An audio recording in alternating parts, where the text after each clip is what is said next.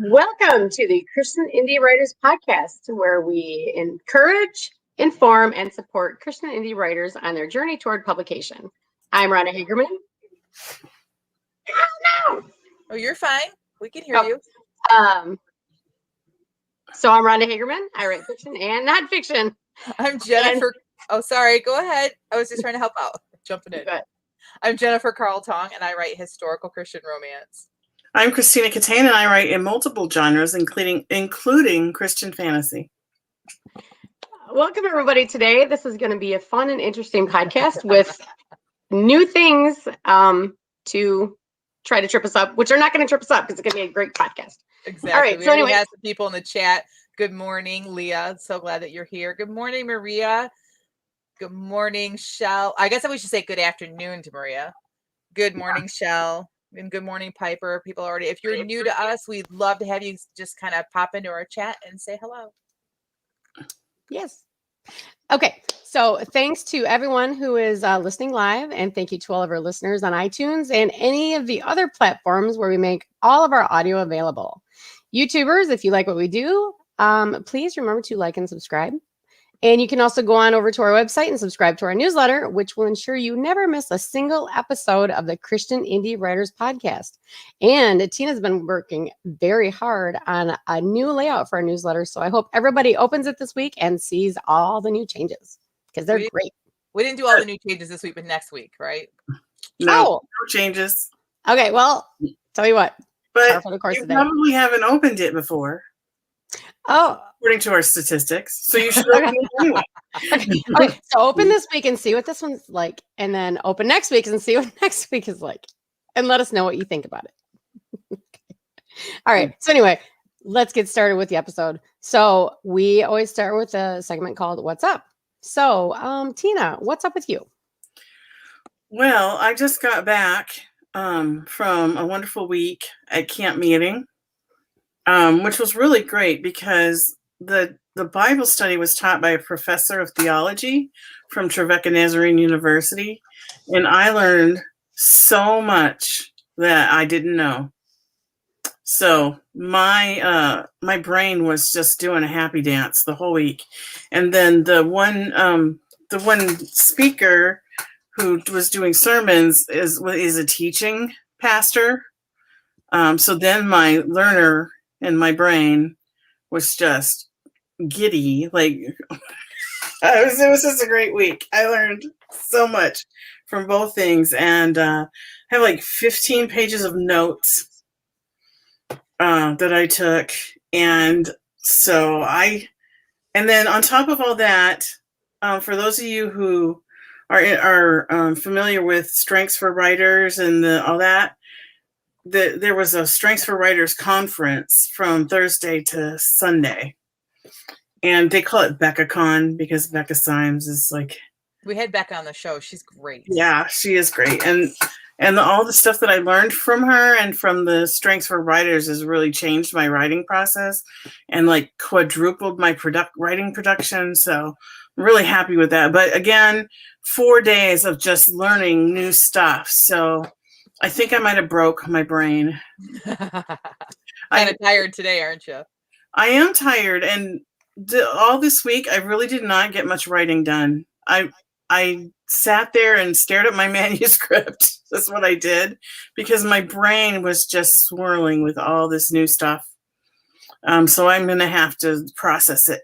I'm going to have to figure out how to process it so I can get back to writing because I got these books I got to get out. So, Amen, sister. So that was my.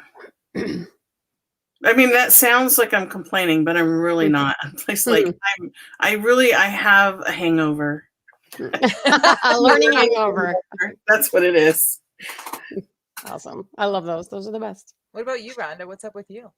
Well, actually, just this morning in the mail, I got this little envelope. It is my stepson's wedding invitation. And the reason I'm so excited about it is because last year, they tried to have their wedding in October of last year, and the whole COVID situation and people not being able to come out and that sort of thing. There was really kind of a question about if they would bother trying to, because they actually lost a couple deposits, and there were a couple of things that went wrong. And anyway, they are trying again this year. So I'm so excited to see this wedding go through. So that's all I'm thinking about right now, to be honest with That's you. awesome. How exciting. Mhm. Well, in What our about you, chat- Jen?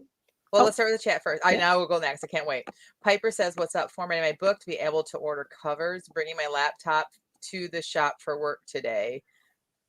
All right, and then Leah says she's editing her manuscript and began a prayer journal. Really upped her Bible study game. Hmm. So happy. So my what's up? I was running late this morning. Usually I'm here. I try to be here right at 9 o'clock for all of our pre-show prep and stuff we have to do. And none of you asked me why I was late, and I'm so glad because I wanted to save it for my what's up. I got locked in the chicken coop this morning. What? What? So actually the chicken run. I wasn't actually up in the coop. I was in the chicken run. So we are building this chicken coop. I like to refer to it as Cluckingham Palace. It is pretty elaborate for a chicken coop. But what we've been doing is the chickens are still in our garage. And so in the morning I let the ducks and the chickens out, and they just kind of free range, and the neighbors on either side of us love them. They want them in the yard eating the bugs and Grubs whatnot. and So it's just, we kind of have this, like, they're the ones that encourage us to get roosters. So like we have this situation here, and the animals stay in those 2 yards because they know where they're fed, and they only go so far. But so today I look out after only them being out for half an hour, and my chickens are across the road. They had never done that. Like, I live kind of like on an L, like we're in a neighborhood, and they were across the road, like to my left. And I was like, oh my gosh, woke my girls up. We went out. And so we put them in the run, the run is basically finished, but the coop isn't. So they're not staying in there yet. We don't have the predator apron for at night. So anywho, long story.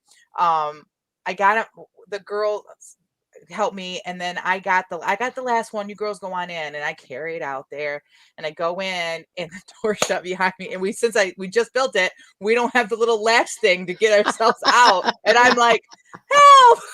Get me out. Like, I thought, I'm gonna wake my neighbors up before my girls ever hear me. And somehow one of them figured out, like, what's taking mom so long? And they came out and saved me.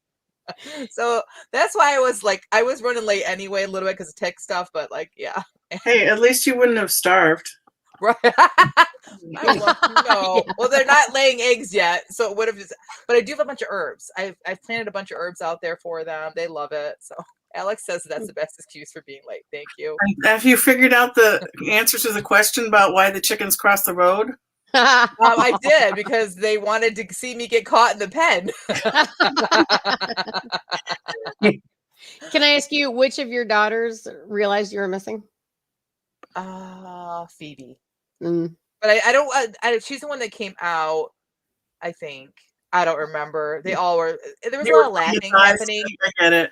There was a lot of laughing happening at my expense. So I'm not really sure which child. None of them were heroes. Let's just say. Okay. Maria says, "Wow, Jen, amazing. Glad you're free again. Chickens crossing the road sounds like a joke." Yep. All right, a couple more WhatsApps before we move on. Alex she said, "I learned about how the menstruation cycle can help with productivity and stuff. Also, my friend's dog had puppies." Oh. Awesome. Well, other than wanting to crawl into bed and nap, I'm not sure. Right. That would be. Well, I mean, it makes sense. Before we go to Maria's, it makes sense. Like when you're pregnant, my neighbor just had a baby, the most beautiful little baby boy. Oh, anyway, like we all went through that whole, like, the nest, they call it nesting, like we're towards the end. Like, so there is like a hormonal thing. I'm guessing that there's probably a time, like throughout the month, through your whole cycle, that you are more productive than others. So that's very interesting. That never happened for me, but okay. All right, back to Maria. She said, "I hit my adjusted July Camp Nano goal this week, editing a historical fantasy project, also planning for what is my next for my historical fiction novel, and handwriting a new story." I love handwriting stories. I haven't done that in forever. So lots of comments. Everyone's laughing at me. I'm okay with that. It was pretty even as I'm out there going, help, I'm like laughing, and the chickens are all like going around me like, what are you doing? Mama came for a visit. That's so funny. All right. Well, I guess we can get started with our podcast. Before we start, though, I would like to mention that Jamie would like to be with us today, but she had something she could not avoid. So, for those of you not watching and only listening, you will not hear her beautiful voice this morning. But I miss her already. yeah, me too. Okay. So, this week's topic is patience and the writer. So, who would like to start the discussion on what is patience for a writer and why does it matter? This topic came up because Jamie was talking about, we got talking about love is patient, love is kind. We started talking about, you see, I know we laugh a lot on here, but these ladies here really are my small group. We really are accountability partners, not only with writing, but in our spiritual walks as well. And it's just such a blessing to have, my gosh, I didn't know I was going to yell. To have these three as women in my life, as mentors and as friends. And anyway, so we were talking about that, and it brought up to my mind a Facebook conversation in one of the groups that I'm in, and I'm not sure which one it was in. I'm in quite a few Christian ones. There's one that is good. Not that the other, I'm not gonna dog the other ones, but there's one that like is I feel like monitored really well, the Christian Writers Support Group. And I think it was in that one, but anyways, it might not have been. Somebody came on and said, I have a baby and a toddler. How do you ladies find time to write? And so many of us, including me, went on there and said, don't worry about it. Like, it will happen when it happens. Write when you can. Love on your babies. This is a season. And I remember thinking back to those days when my littles were all home. Maybe, it's funny. I found, I'll tell this in a second. When they were little, I kept thinking, I gotta get this book out. I gotta do this. I gotta do that. And I thought I knew when my books needed to be released, right? I thought I knew when I had to publish. And really and truly, when things finally happened, it was in God's timing. And if I had just been patient with it and just rested in Him, I think I would have had a lot less stress in my life. But I want to share something really quick. I shared with the ladies already.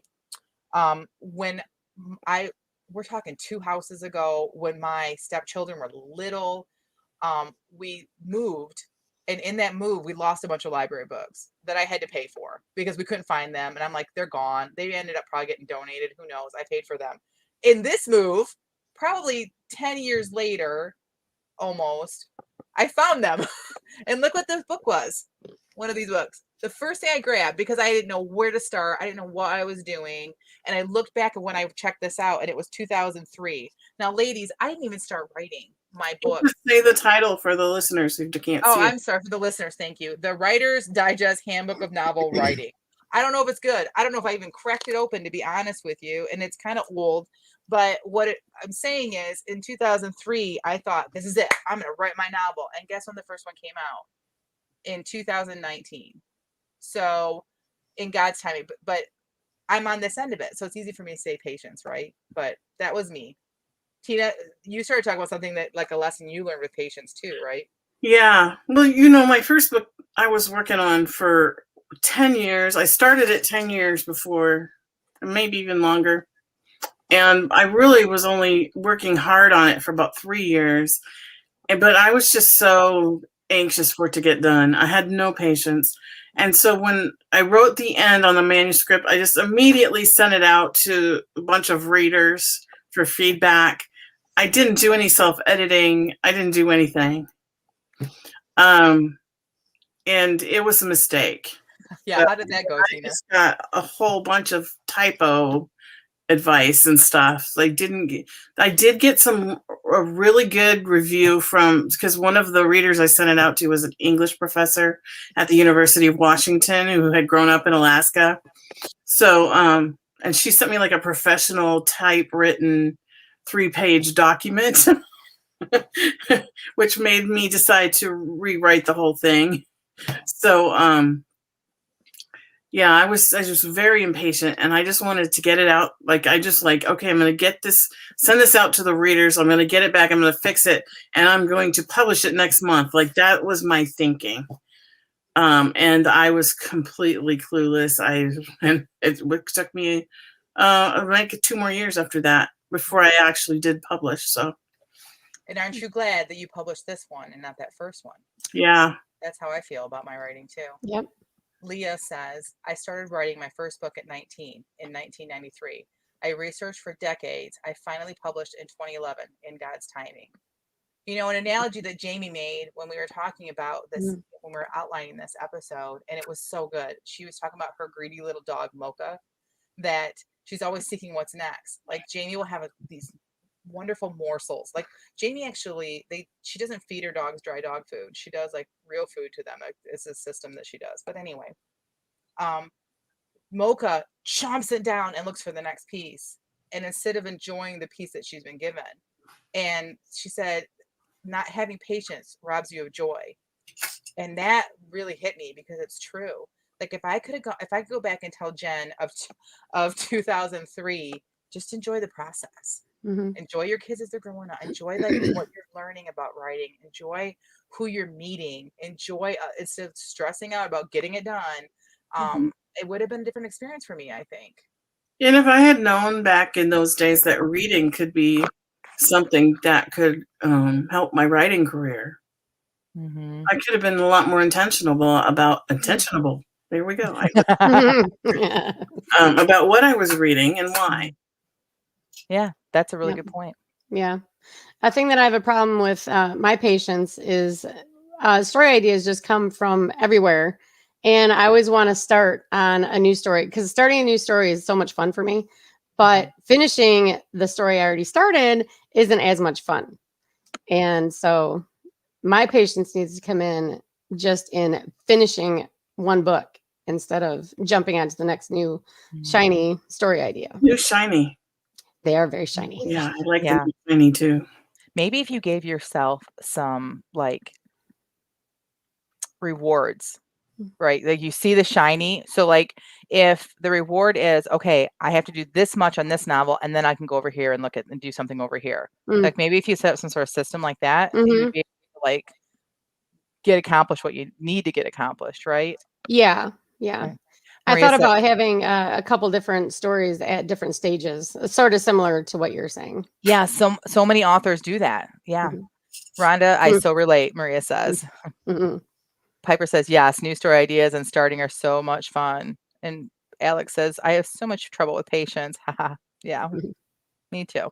All right. So how do we have patience as a writer? This is the best question because, yeah, we can all talk about how we're not patient and how we struggle with this, but how do we have patience?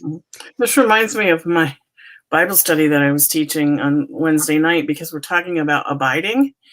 And I was like, yeah, I know this whole idea of abiding. It's like a abstract term. It's like trying to nail Jell-O to the wall. Like, how do you actually do it? Yeah. And so then it came down to practices that we do in order to develop the relationship. And so I think a lot of that will carry over to what we're about to talk about. Yeah. For me, the practices, one of the things I have learned that I have to do is I cannot set inflexible deadlines for myself because it's not that a deadline is bad. It's that me setting them because I will set ridiculous ones because I'm so impatient and I want to be done with it that I'm going to set this deadline and I'm going to meet it. Well, then it's either ridiculous or life happens or whatever. And then the patience is lost. I'm just like, I got to get it done. And like, then I stress out. And so for me, deadlines, inflexible deadlines are not good for me for patience. If you have good patience, you can probably do that. I personally cannot.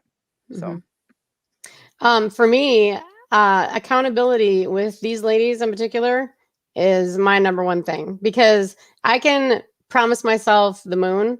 And if I don't meet it, something else was more interesting to me at the time. But if I promise that I will do something to somebody else, even if it's only for me and not for them, then it changes it for me. Yeah. Leah says, I know some people that give themselves 1 day per week, a free writing day for new projects. I feel like that's our writing sprints. Like today, the writing sprint, I wrote in that story that is out there that I want to do, but I keep pushing away because I'm not ready for it. The one about the social media person with their boss. So I feel like the writing sprints help me for that too. Yeah, for me, the writing sprints kind of do the same thing, but they're my chance to just be goofy and just write something that I would never put in a novel probably, and I can just have fun with. All right. So if you're struggling with patience of like getting this out or having time, try some writing sprints. You guys know how we feel about writing sprints. We have a whole book on it. I can't reach it right now. It's up too high. I don't know why I put it so high. It's not available on Amazon. So pull out a book, any kind of ours, another writing sprint book, and just do some writing, because that will help you with patience too, because it will make you slow down and not be trying to rush through a project you're working on. Alex says, I need to start trusting God's timing more. Every time I think about slowing down, my brain reminds me that I could get hit by a bus, so I might not have time. Yeah, that's a whole nother, it's a whole nother area, right? To worry about your future, not just your writing, but your future in your life. And honestly, why worry about it? If God told you to do it, he's not going to get you hit by a bus before you finish it. That's just maybe he will. Maybe someone else is supposed to finish it. But either way, if it's God's mission, he will complete it.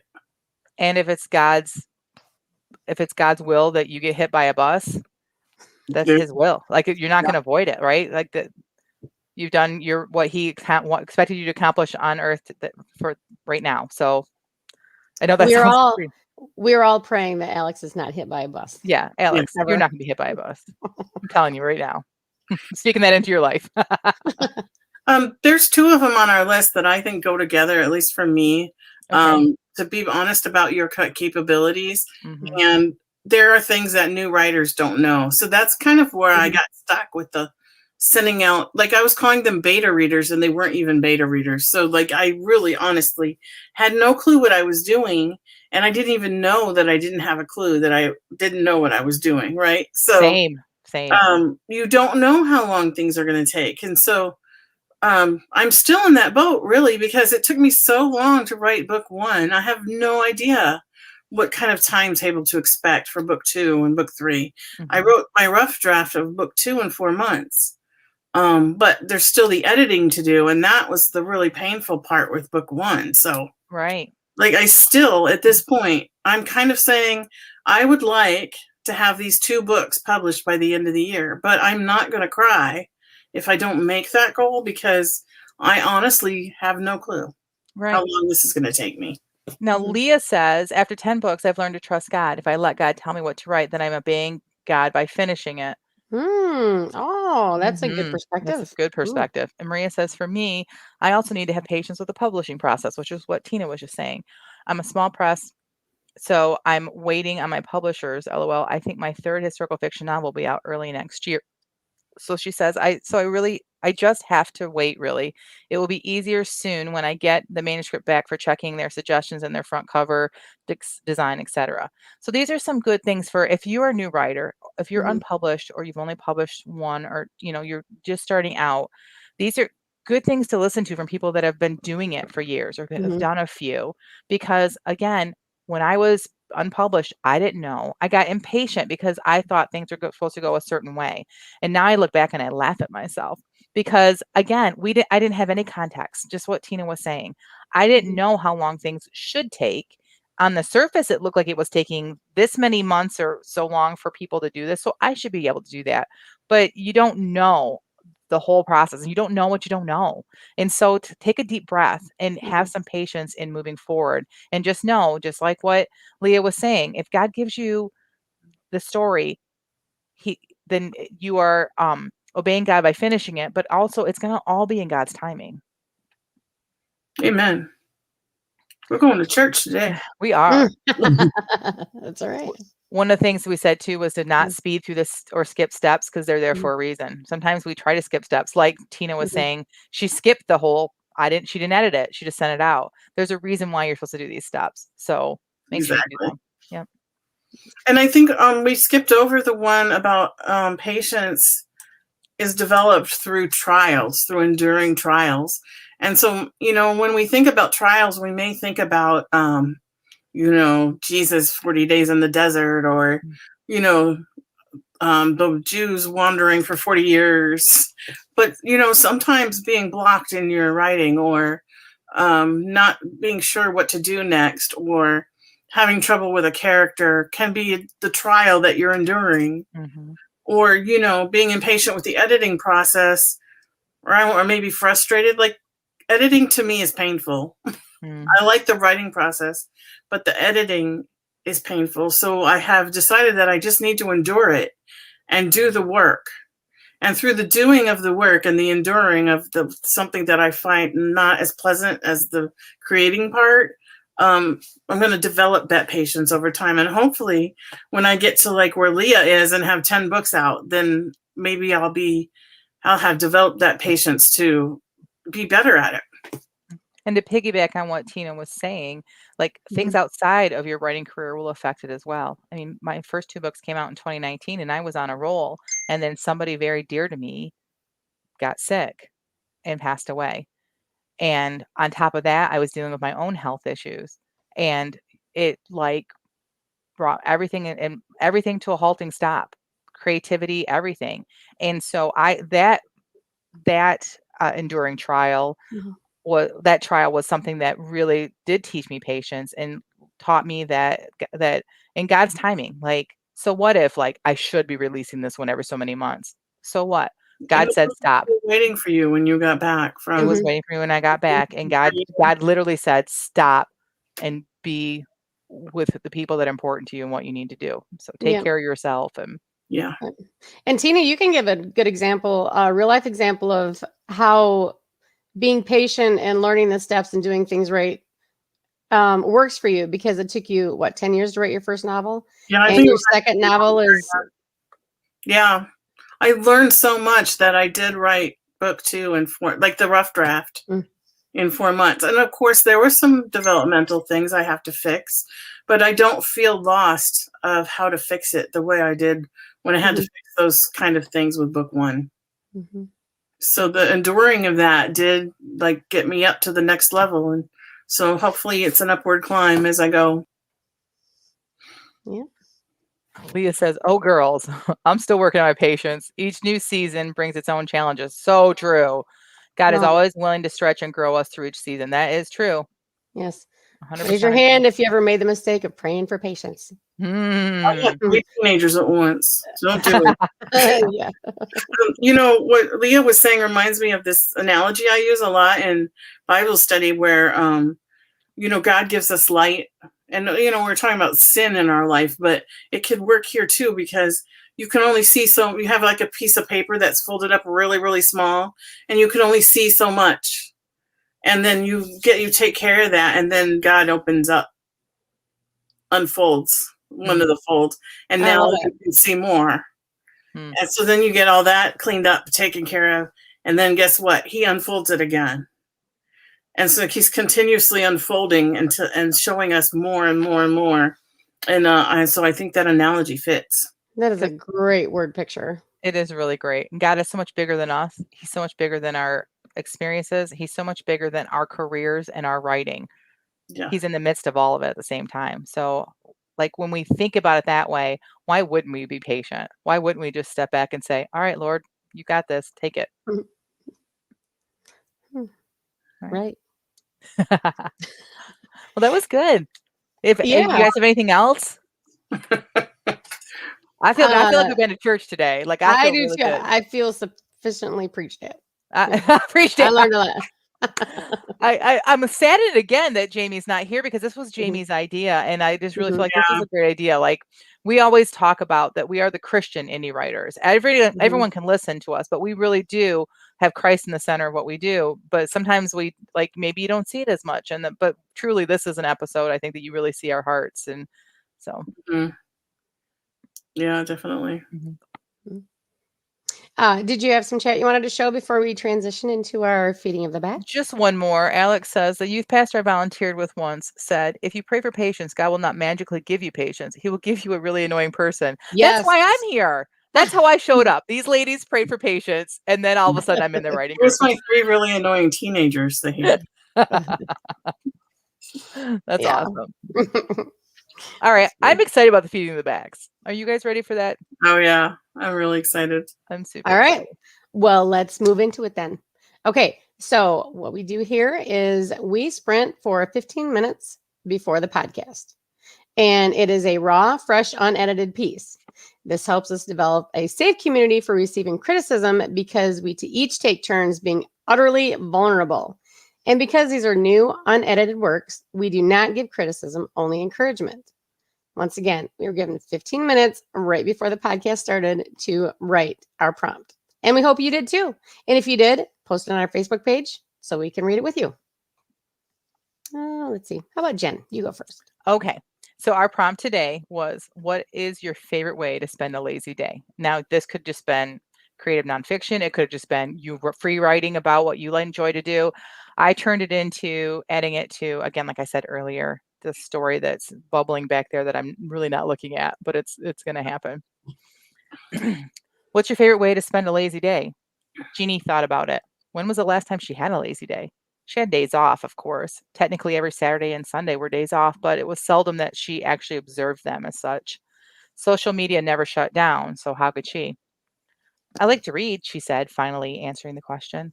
Oh, yeah? What's the latest book you've read? Black Beauty, she thought miserably. She had read plenty of books since she was 12, but she didn't think college textbooks counted. That's what I thought, her boss said with a smirk. Indignation rose in Jeannie. Are you calling me a liar? I do love to read. He held up his hands defensively. Whoa, I never called you a liar.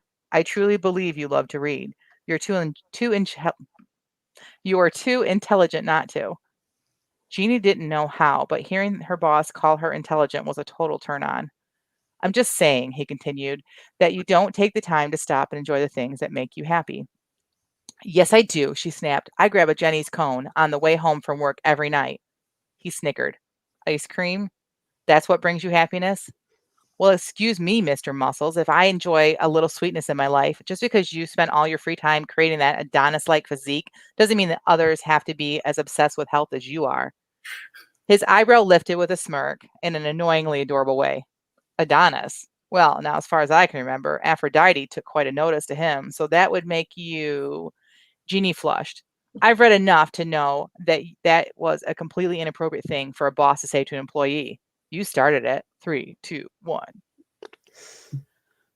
Okay, so before anyone says anything. This was like, oh, okay, go ahead. No, go ahead, Tina. You go first. I was like, open mouth, insert foot. That's all I was going to say.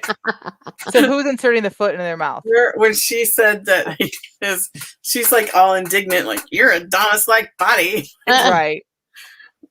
So as soon as we finished this sprint, I said to the ladies, I said, okay, I'm glad I wrote this because I think this would be a great discussion of when you write clean Christian romance, how far can you go? And I said, don't worry, it's not going to be like that far, but like this is starting to get in a gray area for me. And this is like unedited. So before everybody starts like, oh, you should not. It's unedited. So we just sprint and then you go back and fix it. But would I make references to Aphrodite, who was the Greek goddess of sex? Like, would I? I don't know. Like, I could probably edit this in a way that makes it like playful and yet like, oh, I can't believe you said that to me. I could do that. Or maybe I would just take it out. Would I have her calling him Adonis? Maybe, maybe not. I don't, this is what it is when you sprint. Like sometimes you just put it out there. And the first thing I wrote that I was like, oh, I probably won't leave that in there was the term turn on. Like it was a total turn on. I probably won't leave that. I can write it in a way that knows that like it made her feel good about herself or whatever, but that she didn't, or something. Yeah, something. I mean, I can do it in a good way. I want it to be like a, oh, that makes me feel good about myself without it being like so sexually charged. But anyway, so I know I'm not supposed to talk that much about my own writing, but I just kind of like, I think that's a good example of you don't have to edit as you write. And then that there are lines in my genre, there are lines you can't cross, and I'm getting close to them for myself personally. And I know it. So the more you write, the more you know, right? Yeah. But that was really smooth of him to call her Aphrodite, though. Thank you. I liked it a lot. Like it made sense. And if she likes to read and they're both intelligent, they would get it immediately, right? It's like this is and she would feel embarrassed that she even called him Adonis, because when he called her Aphrodite, then it was like, oh, well, you started it. Like you called me that, so you shouldn't have, like, oh yeah, I crossed the line first. Kind of that was kind of the pulling in thing like I wanted to do. For different perspective, I think generally Aphrodite is thought of as the goddess of love, not of sex per se. Maybe I think we were taught it in school that she was the goddess of love, but the Greeks would have like technically, because they wouldn't have used the word sex when we were growing up in school. But I Right. think technically she is the goddess of sex as far as Yeah. they were concerned. But Right. But in pop culture, in pop you know, culture, I could probably We get away with probably it. can't talk about on the podcast how they worshipped her. Oh, no, let's not. I know. No, let's not. Leah says the Aphrodite is good. Turn on. Probably the old lady's reading my guess. That's what I thought too. And see, Leah writes a romance too, so she understands. Alex says, I think that's perfectly fine for clean romance. Aphrodite was the goddess of sexual love, eros, which is just their term for romance. So for clean, yes. Christian, probably, I don't know. We'll see. It may stay in there. It may not. But I just like that it's a good conversation that we can have. Yeah. So. Good If you moment. Yeah, if you're a Christian writer, somebody like Leah and I, we've had conversations about how like often you're like an island by yourself. You feel like that. And so you don't have people that you can talk to about this. So that's what we're here for. Not just us, but the chat too. So yeah, go ahead and share. That's all I got. Okay. Well, I guess now, do we then say how much we liked your story? And Oh, sorry. right. And I hope she gets her comeuppance. I don't know. He's kind of smooth. I like him. Oh yeah, it's like totally one of those insult fests you have right before you kiss each other. Right. Yeah. Has it happened that way? It's never happened to me. But yes, in my book. Had that happen in real life, but my husband doesn't have a romantic bone in his body, so I know I write those, but I'm just now thinking, like, if a guy was insulting me, would I like want to kiss him? Like, I think no matter how handsome you are, I'd be like, bam. Yes. I don't you. think like my characters. it only happens in Hallmark movies. So I love Hallmark movies. Yeah, they're fun. Alex says, I agree with Tina. Shell says, great scene, Jen, and great reflection on the process. Love hearing your thoughts on editing. Oh, thank you. I appreciate that. What about you, Rhonda? I want to hear what you wrote. I guess it's my turn then. All right. Okay, here we go. The clatter of shattering Corella broke the strained silence of the early evening post-dinner quiet, causing Ken's precise paint line to veer off the side of the model's wing and smear straight across the tiny pilot's face. Quietly sighing, he shrugged his now drooping shoulders, dipped his extra fine brush into the paint thinner, gently dabbed the half dozen hairs on the cotton ball, and placed it back into exactly the right spot on the tool case. He walked into the kitchen and quietly observed his wife's fitful kitchen cleanup. Honey, can I help? Wanda gasped and spun to face her husband, nearly flinging another dish out of her arms through sheer centrifugal force, but her bumbling fingers managed to hold on to it. He noticed her eyes were swollen, but made no comment. Let's cancel everything tomorrow. Just you and me. Let's just have a lazy day. He reached for her shoulder and pulled her into his chest. The shoulders shuddered and began to rhythmically heave with her escalating sobs. Corella isn't supposed to break. The end. As far as I got. I knew it was a tragedy as soon as the Corella broke. I know. We had Corella break this week. And my child said the same thing. It's not supposed to break. Yeah. But have you put it in the microwave because it weakens the bonds on the Oh yeah, we microwave everything. Yeah. Okay. Rhonda, I'm going to give you the same compliment I gave it Jamie, I think last week, is that you as well have this way of setting a time period and setting like where we are, like in like without saying, it was the late 70s or whatever, because Corel and the model airplane, I instantly was whooshed to my childhood, and I was in my neighbor's house. I don't know why. Well, I do know why, because like we all had Corel back then. I have Corel right now, like the newer Corel, the square ones. I love them. And they are way chip resistant. Like they're way better because I had like expensive other kind and it chipped. Anyway, but back then Corel was it. Corel was the hot ticket, right? And so everyone in the neighborhood had Corel with the design on it to match their whole kitchen. Everything matched. And then the model airplanes, my neighbor had them in his basement all the time, and we would play, and everything. So I was there. I was in the late 70s, and I don't know if that was your intent, but if it was, it totally worked. This was actually set in your neighbor's house. No, these are your neighbors, actually. What? I love Mr. and Mrs. Burgess. That's so great. I Yeah. mentioned them. That's so funny. So that's hilarious. Piper said that she loves that it's from his point of view, and I totally agree with her. And the part about the brush slipping and the paint going on the pilot's face, like Yes. that was so clear to me. Like I was right there. Agreed. Oh, cool. Thank you. And I love his tenderness at her crying, and like we don't even know why she's crying. But just like his tenderness toward her and his comforting her. My husband would never do that. Oh, He'd be like, "What's wrong with you?" He's not that bad. I'm exaggerating, but yeah, he's got his good points. he does. Leah agrees with you about the descriptions. Always impressive, she says. Thank you. Yeah. I want to know how many words that is, because you're always complaining Oh. about how few you wrote, right? But that felt like a lot of words, which would be encouraging to other people that write slower. Let's hear how many. 184.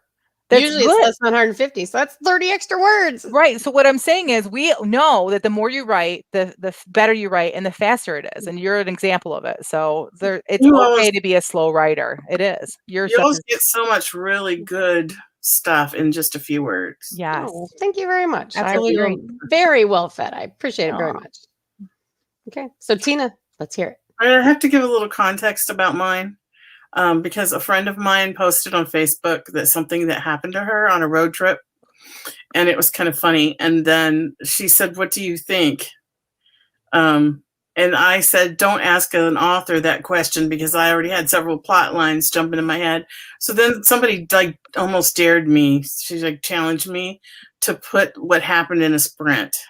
And so part of this actually happened, and there are some inside jokes on it in it that you'd have to know these people to get. So probably only Jennifer will get them, but I hope This that. is one of my best friends, actually, that she's talking about. So I cannot wait to hear this. Okay, so here we go. "What do you want to do today?" Suzanne asked Linda. "We actually have a 4-day weekend off with nothing to do." Linda grinned at Suzanne. "What do you want to do?" she asked. "You know what I want to do," Suzanne replied. "Let's go." It only took a few minutes for them to pack their bags. Linda's clothes from Family Camp were already washed and folded. She simply put them in her suitcase, grabbed all the normal items, and headed to the car. Somehow Suzanne got there ahead of her. "How did you pack so fast?" Linda asked, looking at Suzanne's one bag. "Are you sure you have everything?" "Let's go," shouted Suzanne. "What I didn't bring, I can buy when we get there." As they pulled out of the driveway, Suzanne rolled down her window and yelled, "We're going to Disney!" at the top of her lungs. A couple of hours later, Suzanne turned to Linda and said, "I just remembered something I forgot." "What?" asked Linda, concerned. "To go potty, and now I gotta go bad." Luckily, there was a rest stop only a few miles ahead. Linda realized she had to go pretty badly, too. God smiled on them and provided a parking space right in front of the building. In fact, the parking lot was empty except for a lonely, beat-up white panel van strangely pulled up onto the sidewalk, almost to the door. Linda dismissed the strange parking technique and hurried into the building, making a beeline for the first stall. "Thank you, Jesus, for rest stops," she heard Suzanne say from another stall. "Amen," said Linda. Finished, Linda grabbed the end of the dangling toilet tissue and pulled.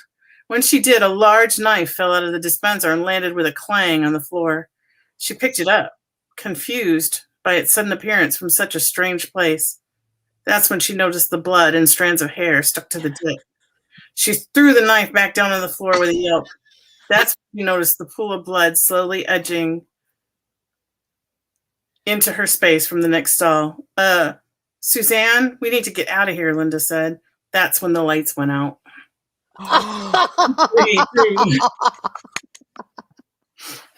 That's It's awesome. so good. I think it was pretty much creative nonfiction up until the blood part. Yes. And What blood about hair, the like- knife? Yeah, everything was stripped to that point. Like, Were spot they on. actually going to Disney? I wasn't I don't sure, know. but I guessed. Chances are pretty good. I know they go like once a month or something. It was pretty good characterization. Shell says, "Dude, no, seriously, that it happened all the way up to the blood part. Like the knife, all of that happened." Like Leah says, "No, never touch the knife. Fingerprints, people." I know, right? She's like, People "Oh, in that the was leading up Facebook to something posts were good." like, make sure you wipe your prints off the knife. No, people are like, what? Some people are like, oh, you got a free knife. I'm like, what? I was like, make sure nobody follows you when you leave. Like, That so was so funny. good. Just from the very beginning, you've added so much character into it, and just her when she leaned out the window to throw out that last comment, and that is totally her. Like, I did not make that up. Well, no, you made it up, but it was definitely good characterization. Right. yeah, Yeah. was Those two are so much fun. Like, seriously, like, Yeah. it couldn't have happened like Linda when she wrote up. I'm like, it couldn't have happened to a better person. Like, it's just so funny to hear her telling the story, and like, oh, so great. Leah but says, Tina- sorry, Leah says, absolute nightmare. Ugh. Yeah, it would be a nightmare if it happened to me, but it happened to her, so it's hilarious. Yeah. That's funny. And just to reiterate, there was no blood or hair on the knife. It was just a knife. Wow. I wonder whose real life plot got totally screwed up by her finding that knife. Right? I know. But now it makes me want to, when I go on a road trip, just kind of randomly stash knives to make people freak out.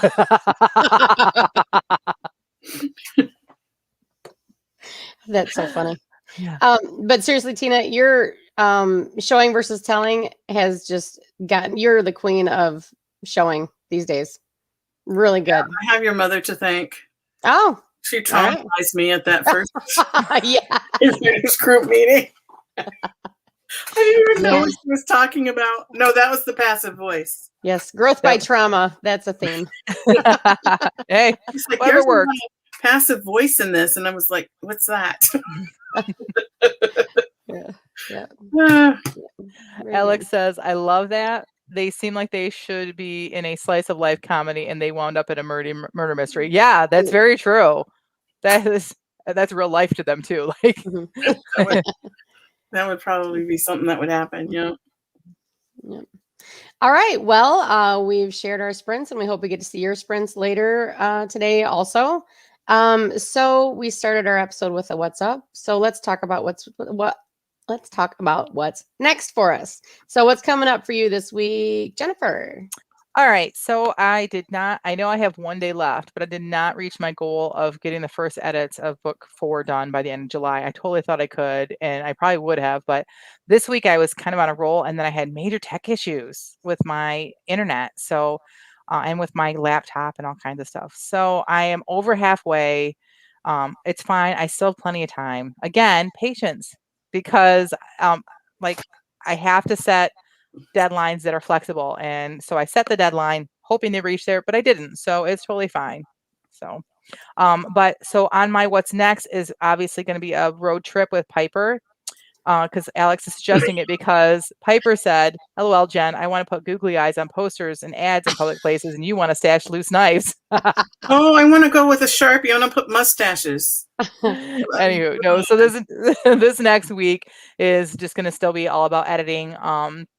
So I've been averaging a couple chapters a week, which is great because I'm really crafting and making those chapters good. So I just hope to get a couple more chapters done this next week, and maybe I'll start playing around with the book cover picture. I might do that.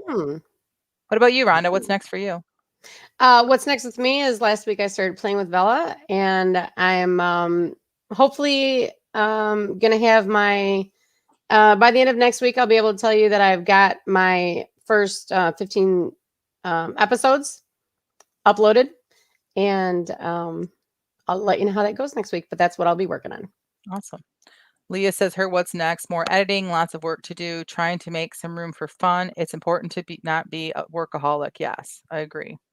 Piper says next, order my covers, taking a week to read and mold the story for my next book. All right. Tina, what are you doing next?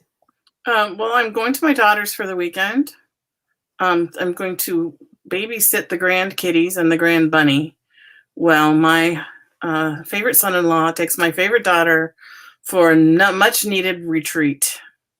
She's been working really, really hard, and she's exhausted, and she needs rest, and she needs to get away. She lives where she works, so she needs to get away and just rest. So when that's done, I'm coming back, and what I've been doing is working from 8 to 10 every day on writing book 3, and from 10 to 12 editing book 2.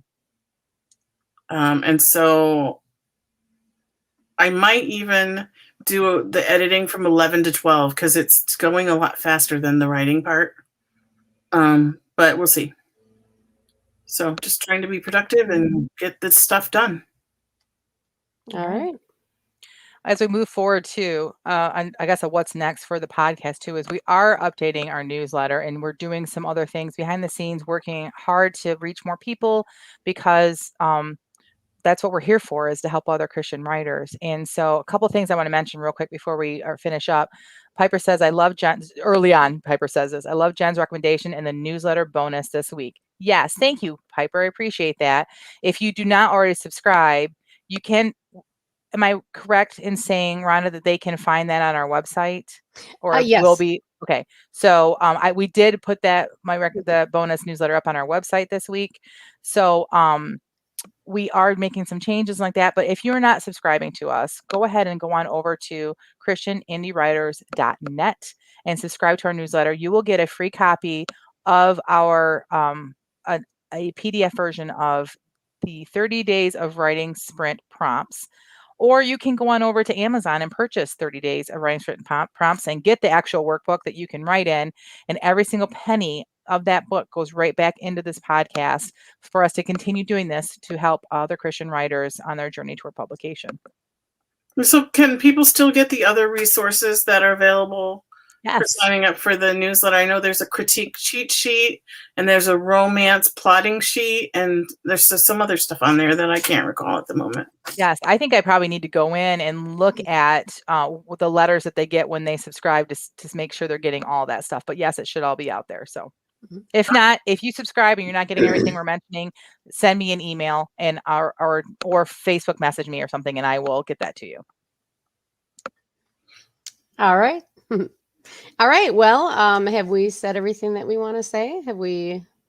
Yeah, it's a short one because it's so different without Jamie. But actually, we're about 8 minutes early. But so spend these 8 minutes praying for Jamie, praying for us as well, and for this podcast. We would really appreciate your prayers because we're not doing this for monetary gain. We are doing this for you, and it does help us in our careers as well. So we just love that you guys are all here chatting with us. Those of you that are listening, please like and subscribe and comment on the video or on the audio, just so that we see you and we get to meet you. So,